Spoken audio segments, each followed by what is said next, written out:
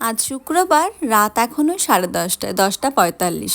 কাজ থেকে ঘরে এসেছি, একটু বেরোবো। যাবো একটু পেছনে ফ্যামিলি মার্টে কালকের জন্য ডিম আনতে। বাইরে অসম্ভব ঠান্ডা আর ভীষণভাবে হাওয়া চলছে। টেম্পারেচার এখন ওই 2 আছে। আর একটু পরে একদম মাইনাসে চলে যাবে। -2-3 তো হয়ে যায় রাত্রে। বিশেষ করে রাত্রিবেলায় 7-Eleven বা ফ্যামিলি মার্টে সমস্ত ধরনের খাবারগুলো আসে আর রাত্রের মধ্যে সমস্তটা সুন্দরভাবে গুছিয়ে ফেলে।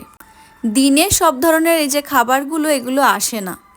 এখানে রাত্রেবেলা বেশি ভিড় হয়, কারণ যে যার অফিস থেকে বা কাজ ছেড়ে ঘরে ফেরার সময় এখান থেকে তাদের দরকারি জিনিস নিয়ে যায়। দিনে তো সবার অফিস থাকে, তাই দিনে খুব একটা ভিড় থাকে না এসব জায়গাতে। হাফ ট্রে ডিমের দাম নিল 307 টাকা। জাপানে সমস্ত জিনিসের মূল্য বৃদ্ধি হয়েছে।